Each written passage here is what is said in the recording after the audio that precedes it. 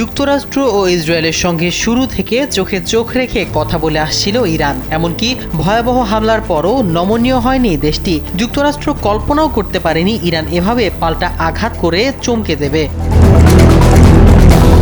যুক্তরাষ্ট্র ধারণা করেছিল তেহরানের প্রতিক্রিয়া হবে সীমিত, কিন্তু বাস্তবে ঘটেছে এর উল্টোটা। এবার ইরান আর সামরিক পরিসরে হামলা করেনি, বিশেষ করে আরব দেশগুলোকে টার্গেট করে পরিণত করার পর উভয় সংকটে পড়েছে যুক্তরাষ্ট্র।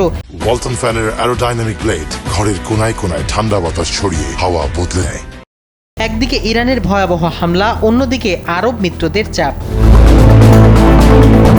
ইরানের পাল্টা আঘাতের তীব্রতা ও কৌশল পেন্টাগনের হিসাব নিকাশ পাল্টে দিয়েছে। আধুনিক প্রযুক্তি, নিখুঁত গোয়েন্দা তথ্য এবং স্বল্প ব্যবসায়ী ড্রোনের সমন্বয়ে তেহরান এমন এক রণকৌশল গ্রহণ করেছে যা মোকাবেলা করতে হিমশিম খাচ্ছে বিশ্বের অন্যতম পরাশক্তি যুক্তরাষ্ট্র। সংঘাতের পর প্রথম দিকে ইরান কৌশলগতভাবে গুরুত্বপূর্ণ পারস্য উপসাগর ও হরমুজ প্রণালীতে আক্রমণাত্মক অবস্থান নিয়েছে। ফলে এই পথে বিশ্ববাজারে তেল ও গ্যাস সরবরাহ প্রায় স্থবির হয়ে পড়েছে, যা সরাসরি প্রভাব পড়েছে বৈশ্বিক জ্বালানি বাজারে। সাবেক মার্কিন সামরিক কর্মকর্তা সেথ করুমোরথ্রিম বলেন, কম সম্পদ ব্যবহার করে সর্বোচ্চ সাফল্য অর্জনের এক অনন্য দৃষ্টান্ত বাজিমাত করেছে ইরান। তেহরান শুধু মার্কিন ঘাঁটিগুলোর অবস্থানই জানে না, বরং তারা নিয়মিত বাণিজ্যিক স্যাটেলাইট ছবি ও স্থানীয় গোয়েন্দা নেটওয়ার্ক ব্যবহার করে মার্কিন বাহিনীর প্রতিদিনের চলাচলের উপর নজর রাখছে। ভৌগোলিক নৈকট্যের সুবিধা নিয়ে তারা স্বল্প পাল্লায় ক্ষেপণাস্ত্র ও ড্রোন ব্যবহার করছে, যা সহজেই লক্ষ্যবস্তুতে আঘাত হানছে। ইরানের মুহুর্মুহু হামলায় মার্কিন আকাশ প্রতিরক্ষা ব্যবস্থা সক্রিয় হওয়ার পর্যাপ্ত সময়ও পাচ্ছে না।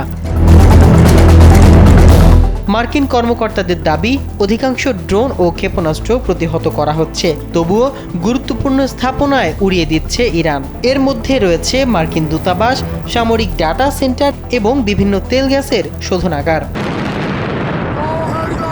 যুক্তরাষ্ট্রের আধুনিক প্রতিরক্ষা ব্যবস্থা মূলত দ্রুত গতির ক্ষেপণাস্ত্র ঠেকানোর জন্য তৈরি, কিন্তু ইরানের তৈরি শাহেদ ড্রোনের মতো ধীরগতির ছোট লক্ষ্যবস্তু শনাক্ত করতে এগুলো প্রায় ব্যর্থ হয়েছে।